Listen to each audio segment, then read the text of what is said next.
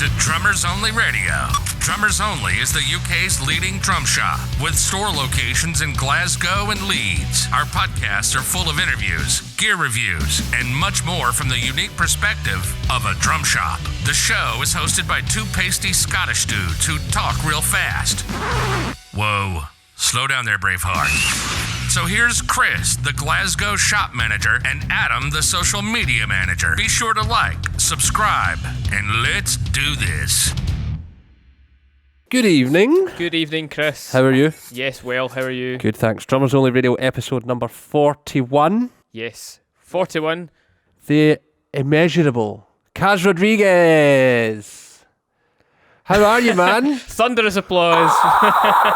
And the crowd goes mild. Now, for those who maybe don't know who Kaz is an internationally acclaimed drummer, composer, stylish human being. Definitely not. And all-round fantastic gentleman. So, Absolutely. We go way back to 2013. Yeah, I think it was like 2013. It's when it was rhythm bass. That's when it was. Yeah, that's right. Yeah, man. Yeah. So it was a Saturday afternoon clinic and masterclass performance and all that. Yeah, and if I remember rightly, was your first time in the shop, right? Yeah, it was first time. And actually, fun fact is that I bought some pocket hats when they first came out from there. And I said, Paul, I was telling Adam. Yeah, I remember. God. So, how are you, man? What's happening? Yeah, I'm doing good, man. It's been surprisingly really busy during the lockdown. I've been super fortunate to just be busy and creative. Mm-hmm. I've been doing a lot of album work, working on a few records, and just like touching base, because we were actually mid-tour last year, literally exactly a year. It's exactly a year that I got back from Florida mid-tour with Josh Groban. And and it was great because before that I was with Chakka Khan, and then we just came back, and then I was like, well, what am I going to do with my life? So what do I do? So I just luckily had a studio, so I could actually just start doing a lot of just recording and really finishing my album again. That was the key thing. And so yeah, I just started. I wrapped up the album, and then lots of so many things. I can't recording some of Chakka's stuff, and then some prog, some metal, some fusion, all right, some ballads. You've never been a guy to sit still, though, eh? No. Like for the length of time. Right, yeah. So today we're going. Oh, okay. But like for the length of time I've known you now, you've been busy with one project to the next project. Yeah. You've never been idle, have you? No, I think it was just the way that I work. I've just got this. I don't know whether it's OCD or ADHD, but I think it's more of the sense of I always have to do something to keep my creative mind, relaxed or stimulated, basically, because there's a lot of people, especially, I kind of feel like when you're not doing anything, especially as creatives, you start to have these like kind of, the mental health starts happening. People start going, oh no, maybe I'm not good enough, and maybe it's like, and it's really, for me, the power has always been through continuing to do what I do, and something will happen at some point, So is that something that when you're teaching, because you teach one of our good customers, actually, Ross Stewart, shout out to Ross. Yeah, shout out to Ross. Is that Ross. Something that you is that something you consciously teach your students, just to be like, even in tough times, the important thing is to focus, is that something that you're consciously teaching them, as well as obviously the drums? Well, I think with Ross, Ross is actually one of my great students. He's been with me since last year June, and I'm actually mentoring him now. And wow, I took like a mentoring project like I just felt like when I have the time, it's so important to kind of help people that I see that have something, that want to be somewhere in the music industry. And when I was teaching Ross, I started noticing that he kind of reminded me of when I was like a younger me, like when I was like 16. I was just trying to be somebody, and like you guys know, like when I was first starting out, I just was trying to find my space, basically. And Ross was one of those guys that I kind of saw like a lot of potential in terms of like how dedicated, how hardworking he was. And, he saved up every week to have a lesson with me. And, the thing is, like, lessons, for me, lessons aren't cheap when people try to have lessons from me. But Ross was like so committed every week. I'll do this. And then eventually I was like, let me mentor you, because I'm seeing such a growth in the way that he's playing. And also that he started to like really grow very quickly by learning the things that I was showing him. And I felt like that if I could make an impact and give like some sort of inspiration to one person, even when I'm teaching, like I do teaching in the weekends, like on Saturdays, because I have time. So I really want to be able to like inspire everyone else, that they can feel like, oh, like I feel great about drumming now, rather than, especially like, I don't know what to do. And everyone has that moment, you see, they just feel really low, like in their, in this time, especially. So I'm trying to make it a positive. So I've always felt like Ross was one of those guys that I, old Scottish pal, Yeah, man. It's good to see, because he's been a pal of the shop for years, and I taught him when he was going through school. So it's nice to see. I know exactly what you mean when you talk about it like that. Like I've seen him come up, so it's really positive to see. He picked up a kit.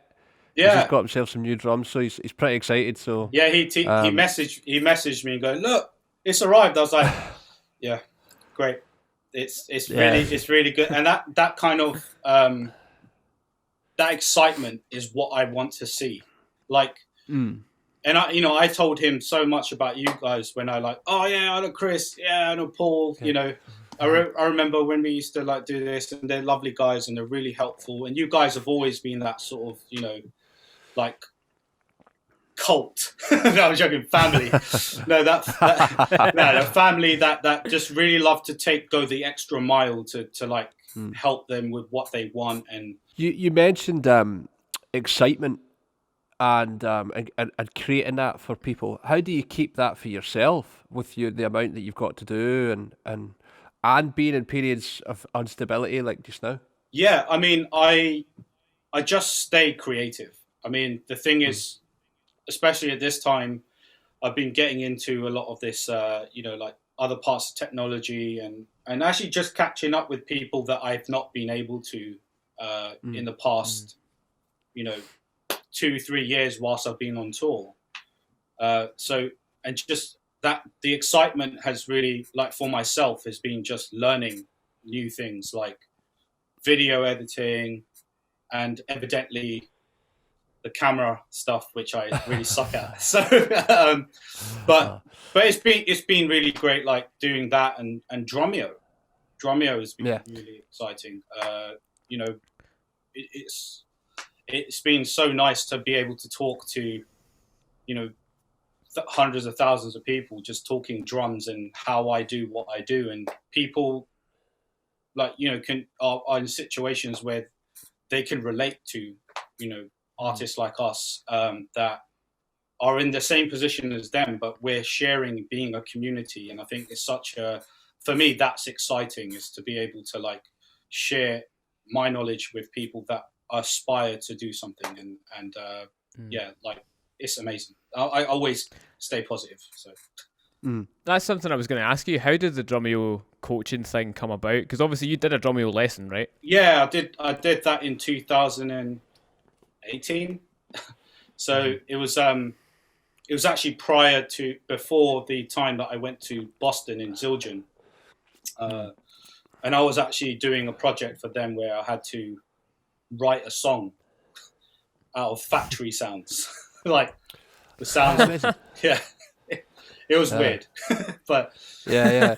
I've been to that factory, so I know what that sounds like. Yeah. It's like, can you make a song out of this? I'm like, okay. So I just got the recorder and I started recording like the press, like some of the original casts, and I just like hitting them.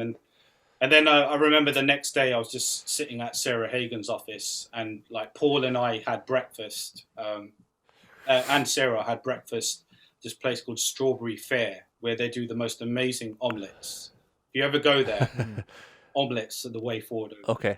But then I went to the office and I said, yeah, I finished it. And then, but the Drumeo thing was before that, and we. I think just like later on, I mean, I'm such good friends with them because with Drumeo, I originally wanted to go on there when it was like, I was like 21 or 22. Because I was like, oh, I'm a songwriter, you know, I don't know if you guys want to, you know, have me there and blah, blah. And there's a guy called Chad Ketner, who, wonderful guy. He's now like one of the marketing guys there. And he wanted to bring me over. But he said right now is not the time because they were starting out with the streaming thing. Mm-hmm. So when it happened, it was really fun. And coming to now, they were having the idea of having different drummers all across the world having their speciality to teach the Drumeo Edge members. So mine was like songwriting, which I do a lot of for the drummers and drum tracks and stuff like that. So they felt, how about, it was like Dave called me and said, Kaz, how do you feel about writing a song in an hour? And then, wow. And I said, oh, okay. And then they were just like, if you could do this for like the whole time, we'd love to have you be part of our Drumeo coaches project. And I said, okay.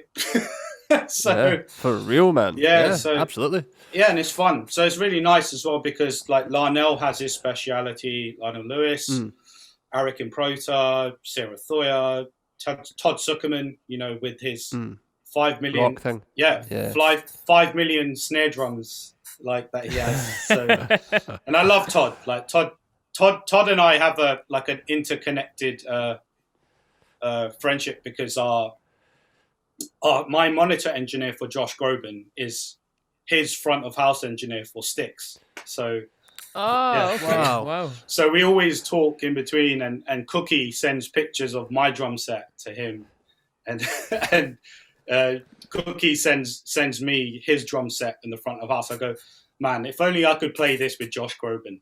But it would never happen. But yeah, he's some guy, Todd. We had him on recently. He's amazing. Such a knowledgeable guy and such an inspiration. And I grew up watching him. Yeah. Do you think you're talking about like creativity is something that I wanted to talk to you a lot about because you've done things like you help design stuff for the TM6 and you write music and all that kind of thing. Do you think that's a skill that you lose if you don't keep it up? You don't really lose it. I think it's more of the case of, when you get involved in a project, it kind of sets you up to do more of that in future. So like when I did the TM6 Pro, it was kind of like on a basis of let's bring, because I've been with Roland for so long, and they usually have like Michael Shack and Craig Blundell, and these are the drummers that I watched when I just heard Roland. I was like, Michael, and and he's also a Drumeo coach as well. And Craig Blundell is another fantastic drummer, and I think they just wanted to give me like kind of a shot in like sound design. So I think that pushed me to kind of, because I did so much sampling and modeling and stuff like that in my own back when I used to have this SPDSX. So, I mean, that's all down to Jules Stewart, who Yeah. No, Jules. Yeah, it's like one of my best mates, and he, he's kind of built me from the ground up. Where he used to go, "All right, Kaz, we got this exciting thing happening. Like, Craig Blundell's playing, this tour with Alex Hutchings, and I think he did a tour with you guys as well. And I only did some of the dates, but he goes, Kaz, but you have to play like this kit, and it was like a baby kit, just next to it. Like, you can support, but you can play this baby kit, and it's your first chance to be a demonstrator. And I remember I just used to choke all the time. I used to be like, really?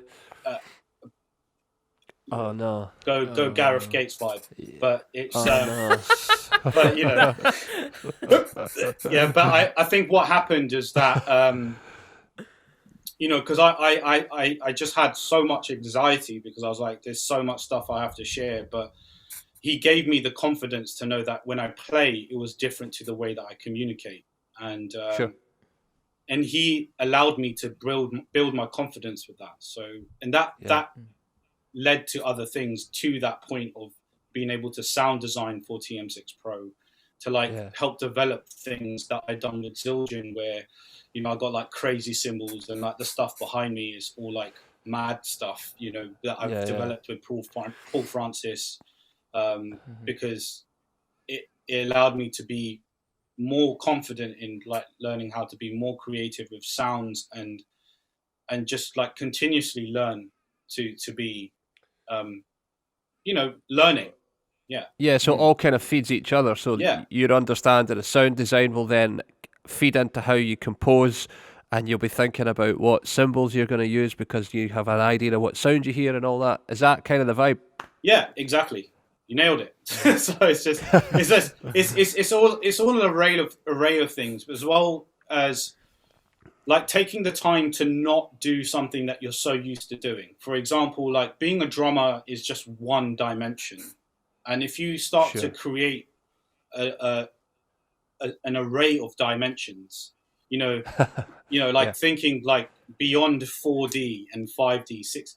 You want to be 10D. Yeah, right. Like, you want to start understanding programming, how to use Logic, how do I do the miking, how does audio world work with just the drumming part of, like, if I'm playing this snare drum in this part of the room, does that sound better than that side of the room or this side of the room? Like, and all those things are really important for me because I had to learn how to do that. Like, whether it was watching Simon Phillips, just, when Simon, we did a front cover like last year, a year before. Last year we had a front cover, and we sat down at Ronnie Scott's, and he was telling me like, this is the sweet spot for my drums.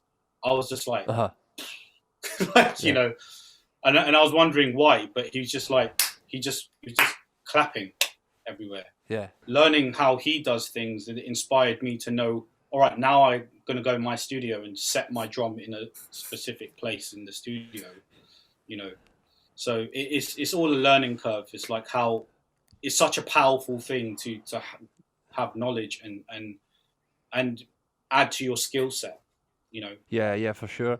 So when you got to sound design, then how much knowledge of the inner workings of electronics did you already have, or was that something you were learning as you were doing it? I was learning it as I was doing it. Right. When I was a kid, I used to like experiment and break a Casio keyboard apart. The guts. That button that says DJ on it, like that. Yeah. My favorite button. Yeah, the GCSE music keyboard. That's what I call it. But totally. That. And I used to literally just I bought one. I saved up for like birthday money when I was a kid, and then I tore it apart. And then I looked on the internet when millennials won't know this, but 56k dial-up speed was a revolution back then. Using it's like, and I used to look at instructions on how to make trigger like sounds, and and I used to attach each transducer from the piano to and solder stuff. So my dad was like, what do you want for Christmas? A soldering kit. Like it's like don't you want a remote control car, or like, you know, the car that like turns into a cobra and spits out water? It's like, no, I want a soldering kit. So, and then I got these transducers, and then I used to put these patches and I used to stick them on my body. Oh, wow. And then I started tapping, and it made piano sounds. And then I found out the DJ sound was there. So I just put that in there, and I was like, DJ.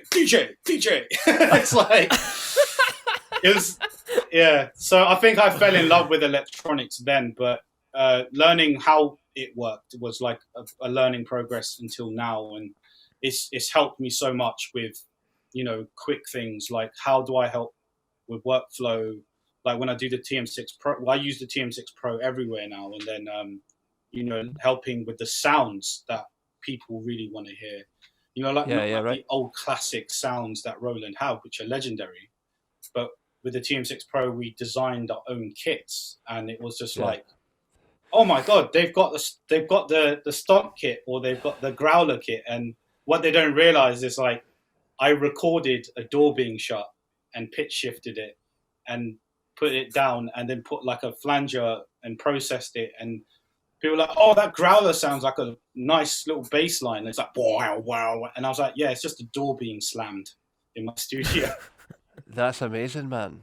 You know, stuff like that. And it's learning how to do that was which was exciting. And that's what stemmed from, like, now, you know, I do loads of things with Roland and some coming up, and all the time. You should totally do for like a laugh, like just break apart another Casio keyboard and walk out in the next demonstration and just be like, guys, I am the keyboard. Like, watch this. I will do that if there's some way that Josh Groban will let me do it, because like he lets me.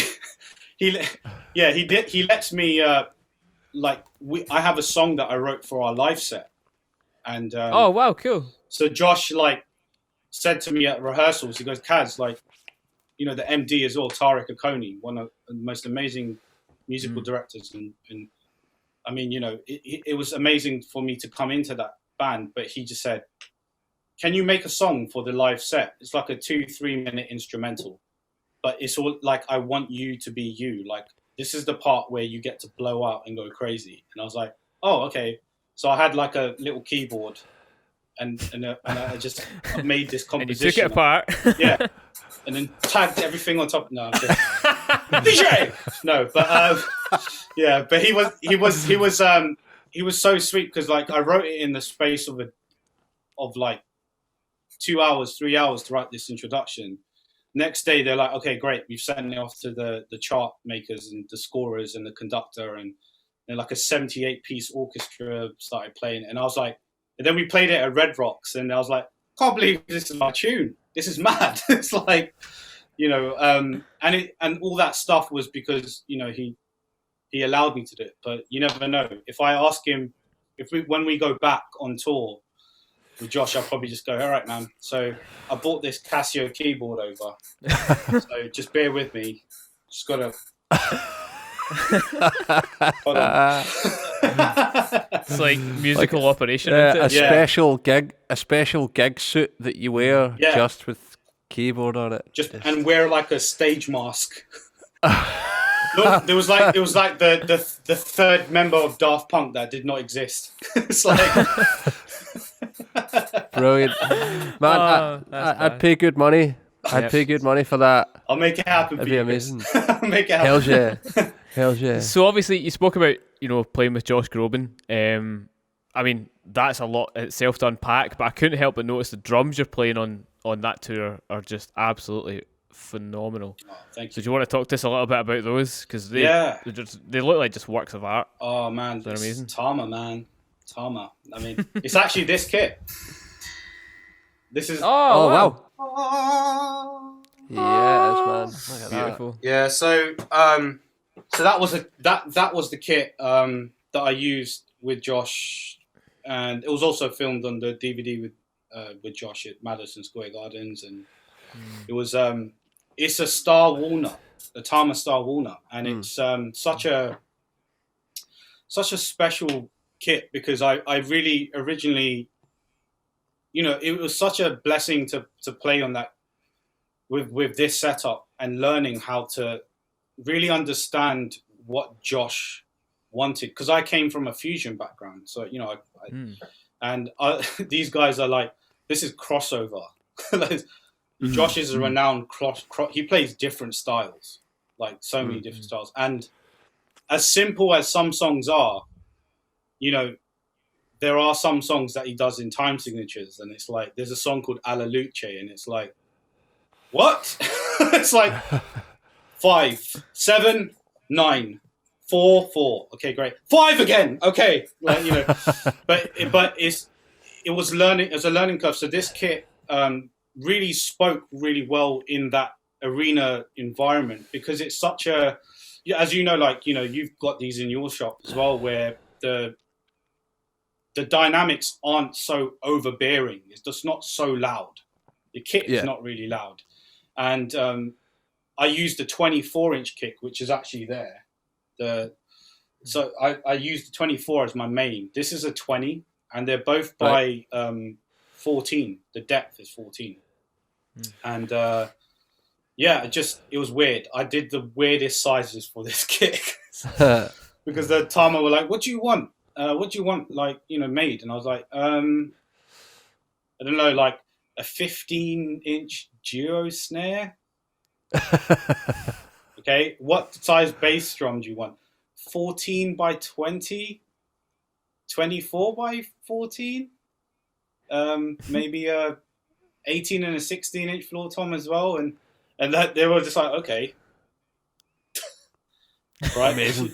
So I mean, the kit for that tour is special. But now that I have this back in London, we changed the configuration of it. I've got another kit in LA which is just hanging there, and I miss it very much. It's a Star Maple blue, blue Maple Ocean, and that one I went. That one I went really full on.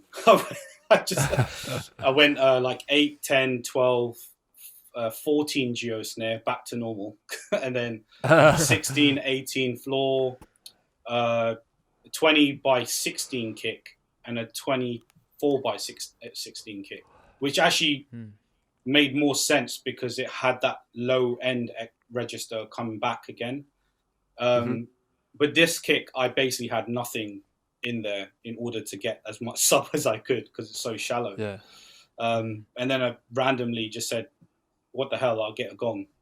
So I got because why not? Yeah, why not? But we used it like only in one song, and every time we played it, we're like, no, don't miss it.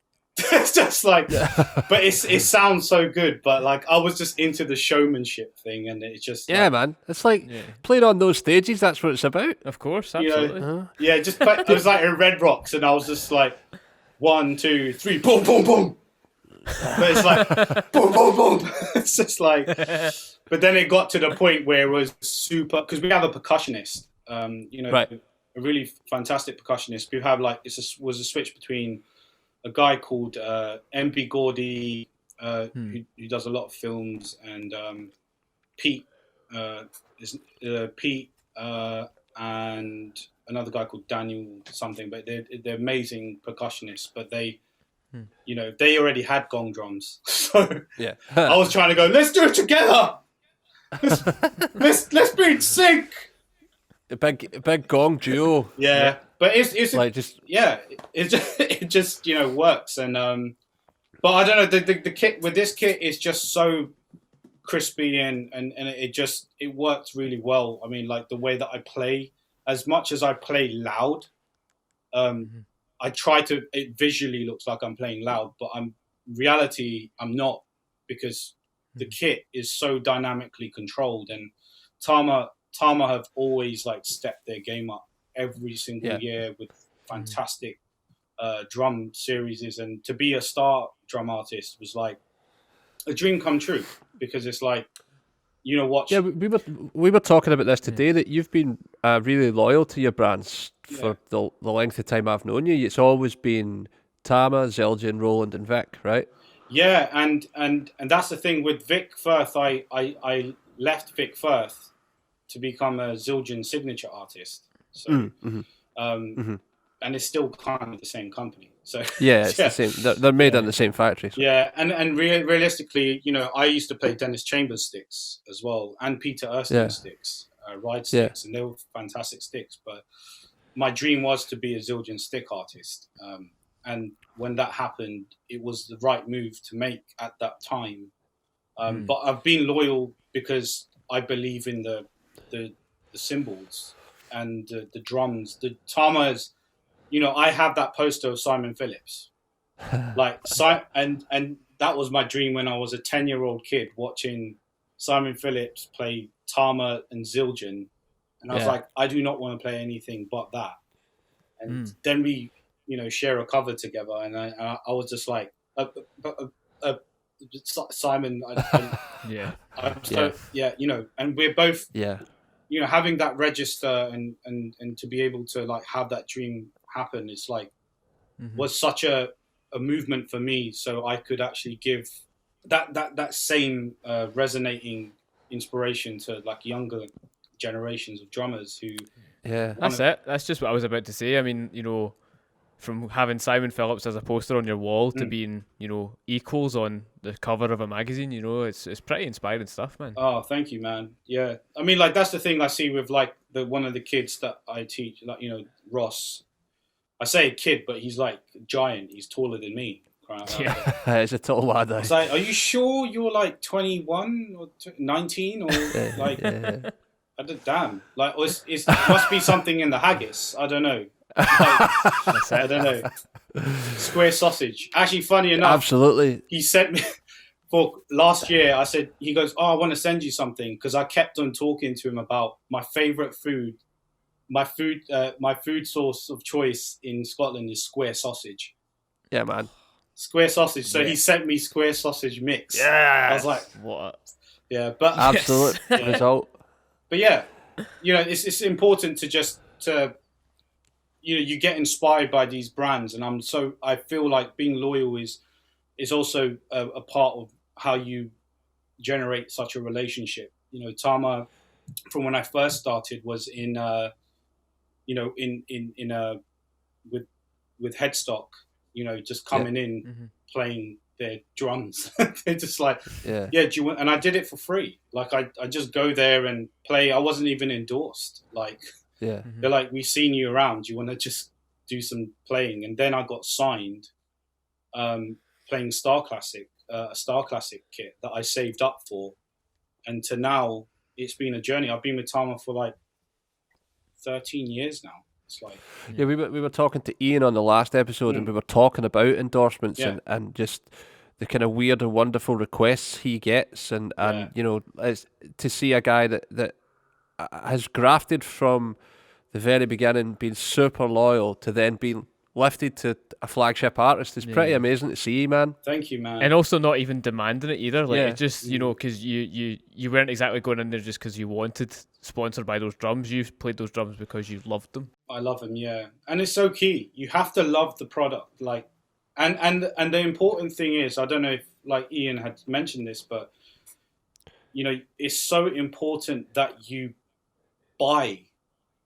the stuff first. Yeah, he did. Yeah, and it's like how, as an artist myself now, to knowing back how I was, it's like, the shop when the shop was rhythm bass. I will always keep saying rhythm bass for some reason, but but when I was there, I remember like playing those hi-hats, even though I was a Zildjian artist already. I loved those hi-hats so much that I said to Paul, I am not going to wait. I just want to buy them. And I bought them. Like I didn't need to like ask for it for free. I just wanted to buy them because I love that sound. And then, but not only did that make that relationship work for me to buy that cymbal from your store, I actually left with two great things. Like a friendship with you guys, and I left with something that I bought from you guys that I valued and I still value, and I will never sell that. That's it's like when I look at those hats, I think of you guys. So when I'm playing, I'm like, I mean, you know, it was not as romantic as like, oh, when I look across the ocean, I think of you. No, when I see these pair of hi-hats, my heart will go on. Yeah, but listen, when we hear your name, that's triggered in my head too. Oh, man, he bought his gear from us. He doesn't freeload. He's not looking to take. He's it feels like looking to give rather than to take. You know, and the key is actually to be able to be focused on your music. Like, what helps you create? Like, there are things that I love gadgets. I love and I'm obsessed with gadgets. Like, the thing that helps me with workflow is great. Like, you know, I'm grateful with like companies that want to like work with me and want to support me. Like, you know, whether I'm using Earthworks microphones or, you know, the sticks that I get, or, you know, something silly like this, like, you know,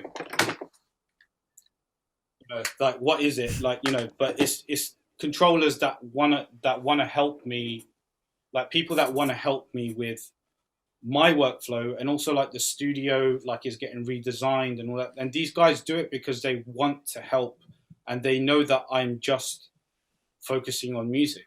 And that's happened because in the past I've been willing to buy stuff. Like I've always want to buy things. Like, you're not going to go to Sony and go, yeah, hey guys, I'm a drummer and I want a camera. Like, no, it's like, buy the damn thing. And, you know, I invest in things that will allow me to understand it more, and maybe in time people will be able to see that. It's like, you know, I talk about you guys a lot. Like when like some of my friends would always go, oh, you know, I'm up in Glasgow, like, or, you know, I want to buy like some sort of drum thing, like, you know, for my nephew or for someone. I'm like, go to, I kept on saying rhythm bass, and they're like, we can't find it on the system. It's like, oh damn, yeah, but drummers only, like you guys, because again, it's just that way that investing in something is just really, it teaches you a lot. And in order to get, it's not even, the goal is not about getting free things. The goal of it is you to just keep creating. And when the people that you endorse, the companies you endorse, see how hard you work and nothing is stopping you from that, they will support you. That's the point. And you're giving back by, you know, doing things like videos, content, sharing, and being this community thing. And they're like, oh yeah, Kaz, like, you know, there's a cymbal resonance system, was just purely because somebody said you should try these out. And the guy had hit me up, Jarl, who's a fantastic guy, and he was like, do you want to try them? I was like, yeah, sure. And because then I started playing them on the social media, and like loads of people are after it now. And I was just like, oh, great. And then that relationship was with Sound Attack. And that's like, any way I could help, especially at this time, with different, like all my mates, like we're all supposed to be a community, you know. And it's pretty small as well. Yeah. It's too small for anybody to be slinging arrows, you know. It all needs kind of helped out. You know, it's you know. You guys have a part to play in it as well, and I say this a lot, where a lot of yourself comes from the people that you've built your journey with. And if I hadn't done that, my first clinic on Drum World was with you guys. Yeah. We did the Star Clinic tour, the Star Drum Clinic tour with the beautiful Babinga kit. You know, you and I, like Chris, you and I were like drooling over it. And I was like, I'm just scared to play it, mate. It's like, you know, but the fact is that I got to meet you guys and to then transcend from that, they go into another shop doing another tour, and I built my confidence. But then I came back going, where everybody knows each other. Like, you know, it is such a small world, but we get to we get to grow with that. And I never take that for granted. I'm not like, yeah, I don't know you guys anymore. No, like if I ever am in town and if I'm around, I would be like, I want to go visit you guys, or I see you at a drum festival, like the drum show, and I'm like, guys, oh man, you're like, you're like, piss off, Kaz. We got sonar here. We don't want it. Oh man, we've told that story. Yeah, we've told that story a couple of times on the podcast of just you. I've actually forgot that you and Aaron Spears walked past us as we were just in Armageddon, basically. That's right. Aye. Trying to build sonar stand. Like the drums turning up hours late. Oh yeah. And we were there. Yeah, like everybody's away at the pub, and Adam and I are crying because our drums haven't even arrived yet. You know, Thomas was stressing out. Big time, man. It was at the time where, you know, Chris Coleman and Chris Coleman and Aaron like are my big brothers, because they've seen me from the ground up, and but you know, now that Aaron, like, because you know, I knew Aaron was going to switch like way before everybody would know, and that's why I made that song for him called Switch. So for his solo thing. So yeah, but DJ, yeah, you know, but the, you know, and I think there's so many drum companies that are like making fantastic things now, and it's just like, if for me, you know, Tama is always the thing, but it's so nice to be able to see like what everybody really loves, and you can understand why each like drum dealer or drum shop is so connected with a drum brand that really goes, wow. And I get teased all the time with Aaron and Chris. Like when Chris and I were in China doing a drum show together, like a drum tour together out of the Music China. It wasn't anything to do with Music China, but it was like a separate tour. And he played this Sonar snare drum all the time, and he'd be like, Shh. And I'm like, yeah, it sounds really good. He goes, Kaz, this? I'm like, yeah, but how about this? Yeah, that sounds good too, but how about this? And I'm like, we're just going back and forth. And Aaron would just send me funny clips of like him just playing his toms. And he goes, wow, they sound pretty good, don't they, bro? And I'm like, yeah, but so do my drums. Tama. You should start sort of bagging him and sit behind a DW kit and just send him a video of you playing a D. They sound great, man. They sound great. Are you sure that you wanted to? No, no. No one buys American. No, yeah, it's so fun. I mean, like I said, that the whole thing, like there's so many great drum brands out there, and remember, it comes down to you. Is what resonates with you, and I think that's the magic that, you know. Like even when I said, come into the fact that I see you guys and it, you know, I don't get to see you guys on an everyday basis. Like I see you on a yearly basis once a year, and I will cross paths. But it's so nice to see the changes and see how everybody's like doing something different, and it's like nice. It makes me happy, you know. Yeah, man. I get it. I absolutely get it. Talking of changes, I've been like in researching for all this. Is we every time we have a guest on, we'll go into research mode, and watching you play a lot, and there's been like a massive change in the way you play. There's just much more.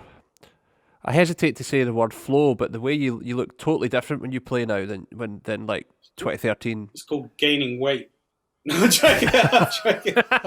Yeah, it's called the metabolism has gone out the window. Yeah, no, I think I think what happened is that I had to understand a lot by growing as a drummer, because I think when I first started playing, it was, you know, I knew in myself what I was doing too much of, and I don't even mean it like that. Oh no, yeah, I mean you just look way more chill when you play. Like it's just like you're just absolutely centered with the way you're sitting. Yeah. Like there's just no extra motion when there doesn't need to be. The pocket's just deep. You know, it's just there's just been a change. It's just like, it's like when you don't see someone play for so long and they just go whoop, whoop, whoop. You know, it's just. Yeah, I mean, thanks. I mean, like, I know you didn't mean it in that way, but I was just kind of saying. I was saying it in the sake for me. I had to I had to see what was going on, because like, you know, when I was that time period, I was doing that tour, people were videoing me and putting it on YouTube. And I look back at it and I go, man, like I'm straining. It's like, and I think it's purely because of that kid mentality of just blasting it out. And I learned that I had to like restart and refresh everything, because I was so focused on the writing that I didn't focus too much on the drumming. And then I think as I grew, I learned how to do things right. And the first gig that I landed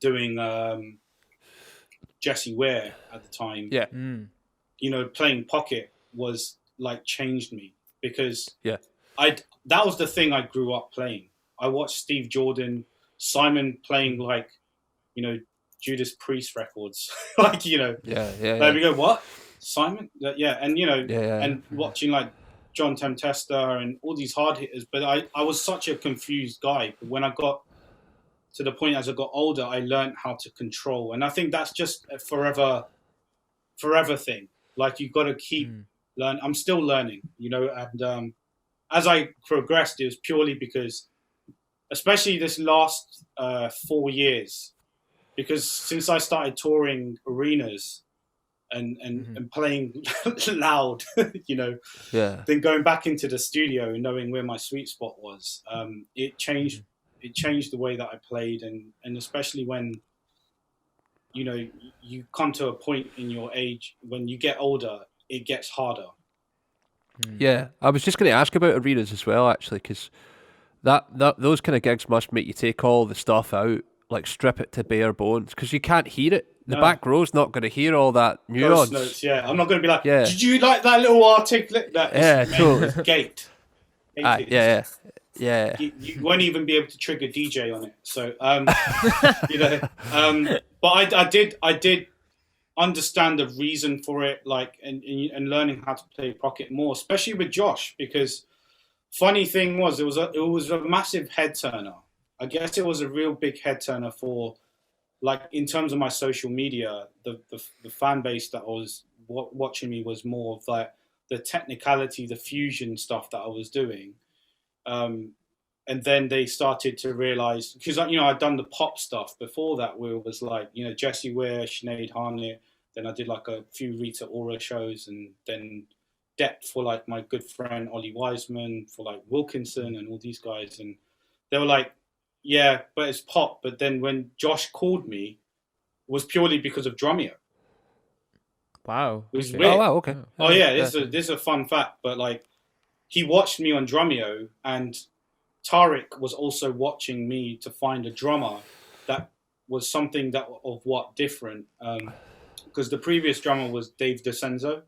Yeah, I was just about to ask, is that who you replaced? Yeah, it was such an honor for me, because I grew up watching Dave, and Dave's a powerhouse drummer. Yeah, he's a beast, man. He's like, I mean, you know, now he's like one of my great buddies, but you know, playing the way that he plays is unreal. And then before that was Gary Novak. Yeah, that's right. Like, you know, OG. Legend, man. Legend. Yeah. You know, big time. He's always like, yeah, baby, that's sexy. That's a sexy drum. You know, I'm like, all right, bro. Yeah, but and he, you know, these guys are like, you know, I had to really understand the heritage behind Josh, and Josh wanted to find a drummer that had something to bring to the band. Right.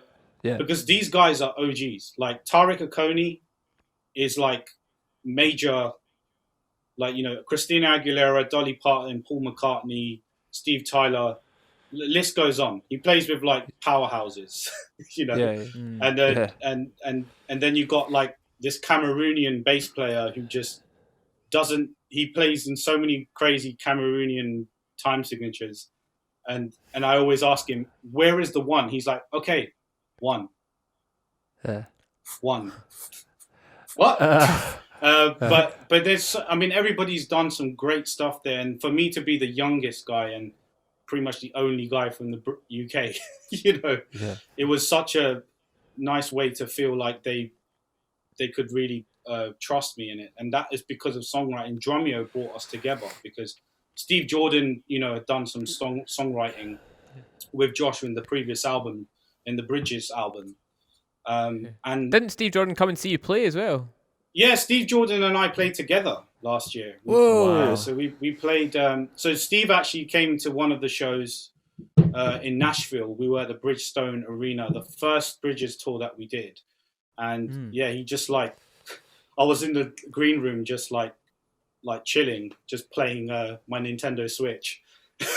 Just playing Zelda, man. I was getting annoyed. I was like, man, I've got to get. Damn you, puzzle! I need more arrows. But then Tarek was like, "Hey, Kaz, look, someone here to see you, buddy." And I turned around and I was like. At which point the Switch slow motion falls out your hand and just hits the ground. Yeah, and it's Steve being an amazing legend, but he's really good friends with Josh, and Josh has some songs produced by him, and it was a pressure because the songs that we play, like River, there's a song called River, and that's him on the drums, so I'm playing it live, and he's just there listening, and I'm like, I hope I don't mess up. I hope he enjoys it. And then after, he's like, "Man, you sounded great, man." I was like, "Whoa, thanks, man." And then we did Radio City last year, and we both played together. And it was this song that we played. I can't remember what song. I think it was like what. It was like a cover of. I think it was like a Paul Simon tune that we were covering, and I sat down and I said to Steve, I said, "So how do you want to do this? We're both going to be playing this song together because two drummers together." And he goes, "Don't worry." He goes, "Don't worry, baby, man. I'm going to follow you. I'm gonna." He goes, "You got the click, so yeah, you keep the time and we play together and let's just have fun." I'm like, "Wow, okay." Yeah. But then the great thing is because now we see each other like whenever Josh things happen and he's there, we just continuously talk and catch up, and it's fun. Like at the end of the show, it was so amazing. Everyone was like, and like Pino Palladino was there and Sharky, and everyone was like, "Oh, it was so fun, man." It's like Steve's like, "Yeah, it was so fun." Like, "Hey, all right, cool." Off to the bar. It's like, it's just fun, and the way that Steve plays, God, like I got the full view. Like he's playing he's playing his Rogers kit. I don't know if you know about his tech. Steve's tech is like really renowned for like he just gets everything on a tee. Like Steve just walks up and goes, "Yeah, great, cool."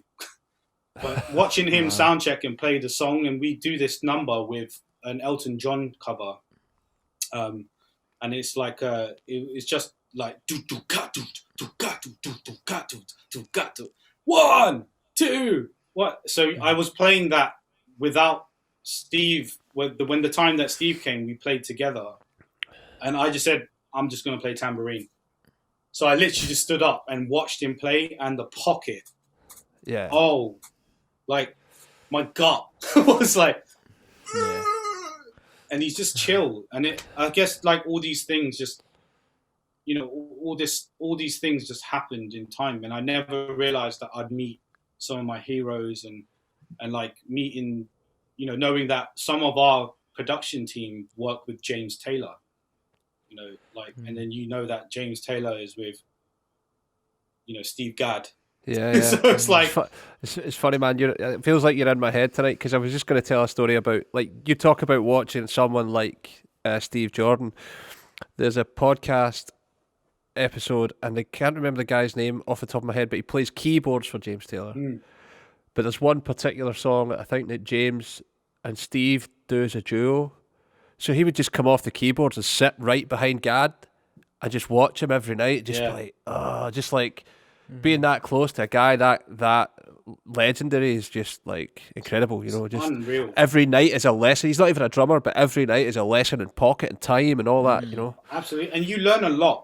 And I think this is something that we forget as millennial kind of new generation drummers. We really have to go back in time to know what because if you go back in time, and that's how I created my space of where I am as a drummer and a composer, because I can't do what everyone else has done. Like, there's no point. Yeah. Like, you go as far as, like, you know, loads of people now go as far as Dennis Chambers or Vinnie Colaiuta. Steve Gadd. Some people, like, I almost got sick to my stomach when some people go, oh yeah, I heard of Steve Gadd, but yeah, not familiar. But I'm like, come on, guys. Like, seriously, like, listen to those guys. Like, Dr. John, does that you know, do you listen to those stuff, or do you know, going even further, like, let's go back. I listen to, like, Tony Williams. Some people don't know Tony Williams, or Max Roach, or Elvin, or go further, Baby Dodds. When Baby Dodds never even played cymbals, he just played the drums. You know? Absolutely. But then when you realize that you learn all these things to be able to find a space in today's generation, and what you tend to see a lot now is, like, you know, I started doing the drum track stuff, and when people started doing, like, you know, more people now make a lot of backing tracks now, drummers. But the great thing about it is that I'm happy for that. I'm not, like, competing, because I realized that because I made something work for a drum community, more people are doing that, and that makes me happy to know that I don't have to write 500 songs anymore as much, you know. Yeah, but you're right. Like, I mean, I guess you get guys nowadays, especially like of our generation, who won't look back and won't be inspired, and the result of that, you see it on social media all the time. You know, all these drummers just sound the same. They don't have their own personality. They don't have their own groove or pocket. You know, they're all just trying to out-chop each other. Did you guys see that tweet that went out when McCartney played with Kanye? Yeah.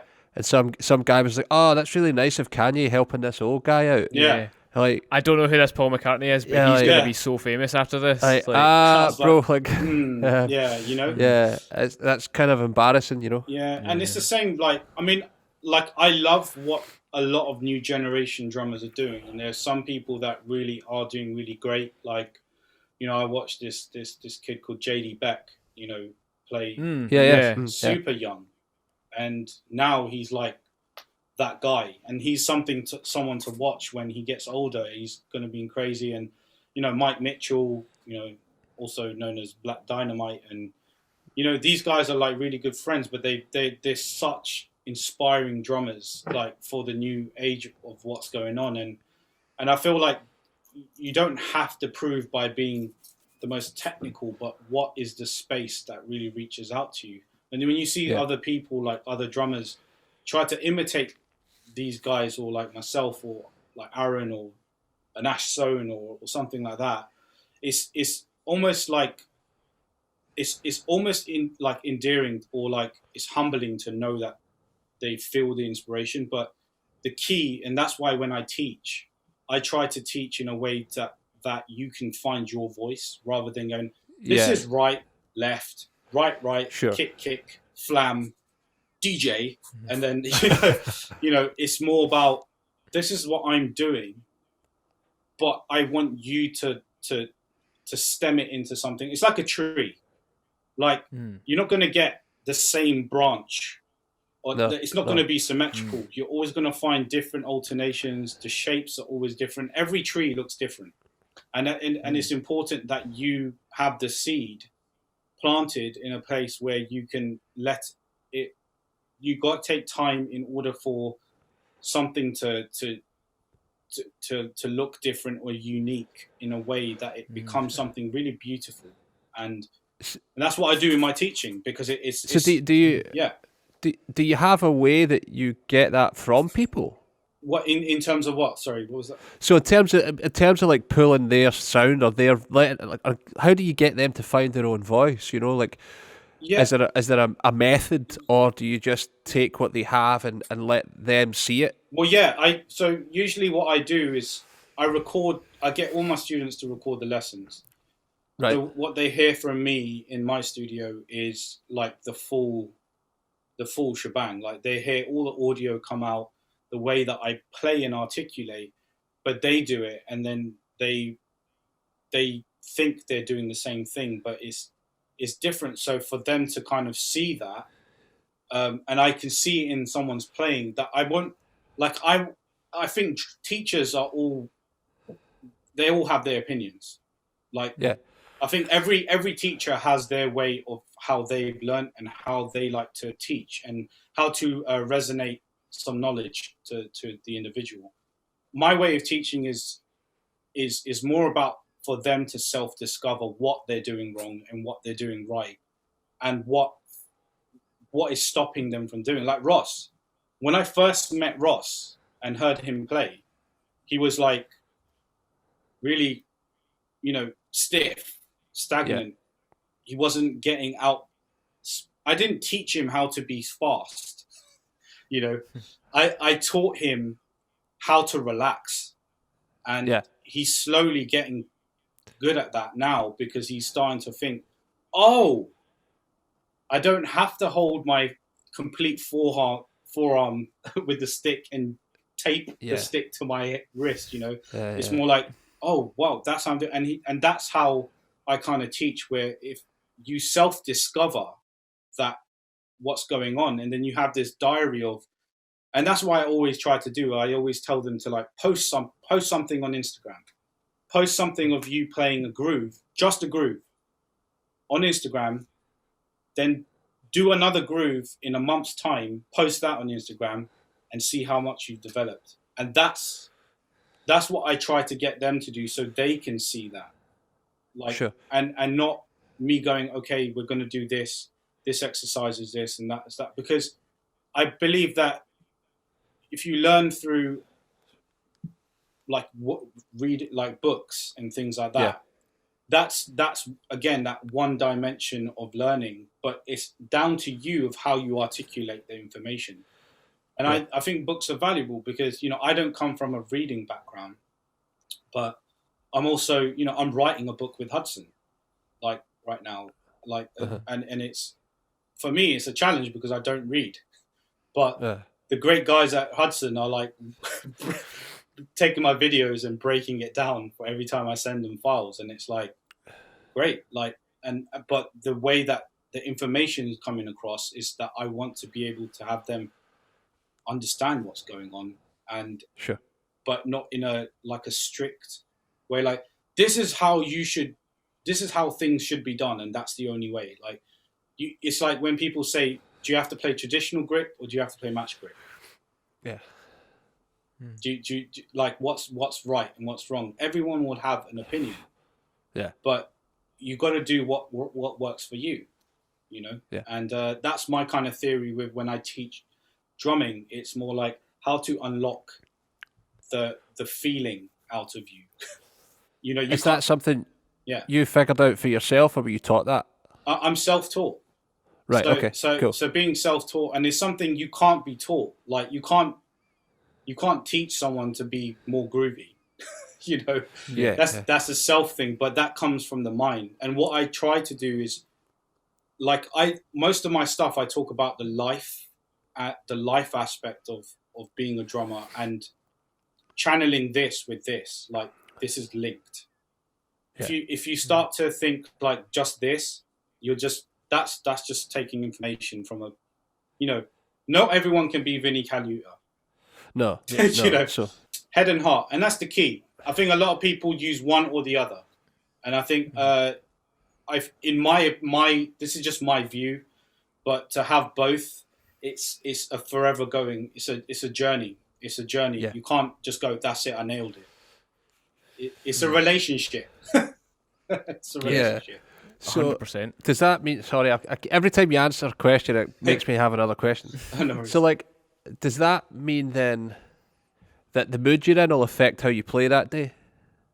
Yeah, like it's a human thing. We're human, and I think But like when you have to hit it every night with Josh, you can't be. So how do you still maintain that but disconnect from whatever mood you're in?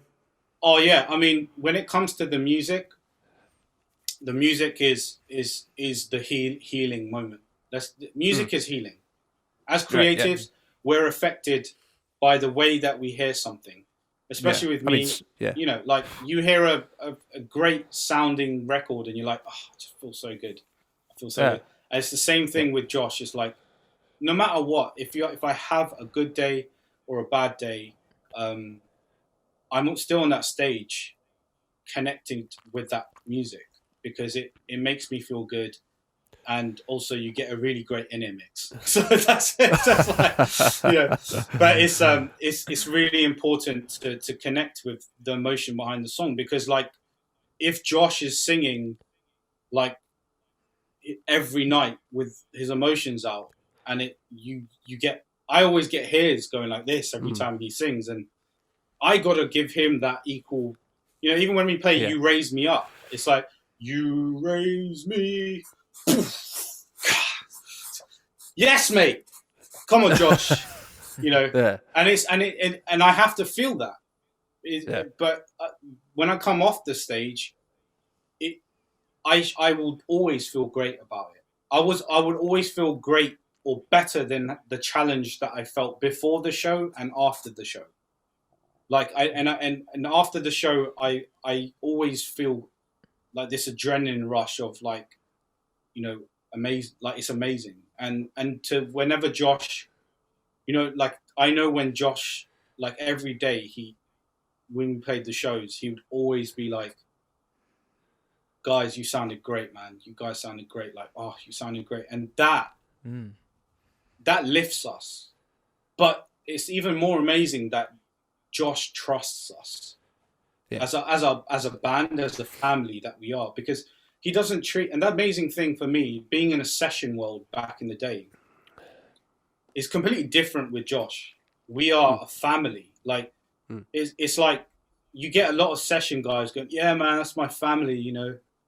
But really and truly, you're just a session guy that they don't care about. But with Josh, it's like he treats you as an artist. Like, you are an artist. Everyone in the band is an artist. And, you know, and that's the way he brought me in. When he brought me into America, he paid for my visa. Like, he paid. Wow. He personally made my entire all my drum stuff went there. He paid like everything. Like, it was just, and for me, that was like a godsend. And then I was used to like wanting to set up my own drums. Like, I was like, oh, I've got to do that. My drum tech. I had my own drum tech. I was like, what? You know, it's very rare to have that, because when you're doing pop gigs, you just have one guy who does everything for you. You know? For the whole tour. And we had our own allocated techs, and the way that we were treated was such an amazing feeling and I'd never take it for granted. Like I'd always like be grateful for that. And Josh really believes in us to be able to connect with him emotionally in music and as friends. Like, we have the most amazing relationship as a whole band, because still to this day, every week we just send each other jokes and funny memes and some things that we can't share, but like just funny, like, you know, just jokes. Like that's the best. Part of being a band, of course. Absolutely. You know, and it shows the strength and the relationship you guys have. Not just, I'm going to use as a family, because that's what you are. So, you know, you don't have to be on a gig to see how each other are doing, you know, which I think is really quite cool. And we don't feel stressed at all about, I mean, we feel, you know, sad that we're not able to be, because literally a year ago, we were at Radio City. Yeah, it's crazy, right? Yeah, and now we're like in this situation. But the great thing is, we get to look forward to playing live music again. When that time is back, we're there. Like, you know, in LA last year, you know, I had J.R. Robinson, which is really crazy, but J.R. Robinson was covering for me. Like, you know, I'm like, what? It's just like, you know, and it's great because he's really good friends with Tariq, my MD. And like I said, it's so nice to know that it's so, you know, a lot of session people will be like, oh, I'm afraid that someone's going to take my gig. It's like, no, not with this family. Everyone's everyone helps each other out. If someone, we're human. If you don't feel well, then you're unwell to play. Like, like dep it out. Like just, you're still you. They people have you for a reason, because it's like you bring something to a musical space, and And I think that's really important for younger players, especially listening to this, to hear, because I know even for myself, like if I were in that position, getting things like ill or just situations out with your control, like you instantly have that kind of anxiety of, oh, now my opportunity's gone. But also it's important to remember that you're still human at the end of the day. These things can happen to anyone at any time. You never know. And that should never change the way you are as a person, in your mindset. You should always be creative no matter what. That's what worked for me. I didn't depend on being a drummer for a person that I play for, because artists always come and go. But again, learning with Josh is one of those guys who's been playing since he was 17 with his band. Yeah. Tariq has played with him since he was 17 years old. Like Josh is now like, he's 40 years old. Yeah. It's mad. Like, and I am still so excited to have such a great relationship with him and to keep playing with him. But when there's kids that rely on pop gigs nowadays, it's like, come on, dudes. It's like, don't, if you have your own thing happening as well, it actually branches out more opportunities. Like, you're able to, if you learn how to mix, if you learn how to produce, if you learn how to write, if you learn how to program, or you like to do camera stuff, or you like to do studio work, or like to be a T-boy for a studio, whatever. But all these things are things that you're adding to your knowledge, and that's how I work, and that's how I want, and that's how many drummers that have established themselves. They've started from somewhere. It wasn't just, let's just play. Yeah. Man, that's been amazing. Yeah. Thank you so much. It's like deep. Yeah. Deep chat tonight. So deep. Where can people find you on the interwebs if they're looking for you? Yeah, so you can find me on Instagram, just Kaz Drums or Kaz Rodriguez. You can also find like my fifth album just recently got released. It's like a drumless album. This one is really special, but I've got five albums already on iTunes and Spotify and all that. So the fifth one is really special because I have some great friends on there, like Bobby Lewis from like Snoop Dogg plays. He's like my fusion anime buddy, because we both love Dragon Ball Z and yes, we're Dragon Ball Z fans. But he is an amazing bass player. I've got Anton Davidjans, who's a phenomenal bass player. I've got like a guitarist called Rhythm Shaw. There's a Triple H horns. They've played with like Chakka Khan and done stuff with Disciples, like lots of records. They record a lot of stuff, and great guys. And Gary Husband is on my album. Oh, amazing. All right. Amazing. Playing keyboards, I take it. Yeah, he's playing keys, and he's he's just a buddy, man. I just love him. He calls me he's a monster, eh? Yeah. I mean, I call him Maestro. He calls me Tessarosa, which I don't know what that means. Then I realise it's a car. It's a Ferrari, yeah. Yeah. We'll be sure then to link your record in the description of the episode and stuff. So thank you so much, man, for coming on and hanging out. Thanks for coming on. It's been great, and it's so good to see you kind of take the world over. It's bless you, man. It's long deserved, and it's been a long time coming. So more power to you for all that, man. Thank you. Thank you for having me, and I hopefully can see you guys soon. And yeah, absolutely. You're welcome anytime, man. You know that. Yeah, absolutely. Come and see the new shop, and whenever you can, and we'll be sure to look out for you if you're in Glasgow as well. We can hit you up. And in Leeds as well, of course. Feel free to drop Leeds, in. yeah. But yeah, man, thank you again, and take good care. Take good care, man.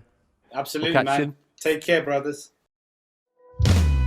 Thanks for listening to this episode of Drummers Only Radio. You can find us online at www.drummersonly.co.uk. Drop us a line. We're on Facebook, Instagram, Twitter at Drummers Only UK.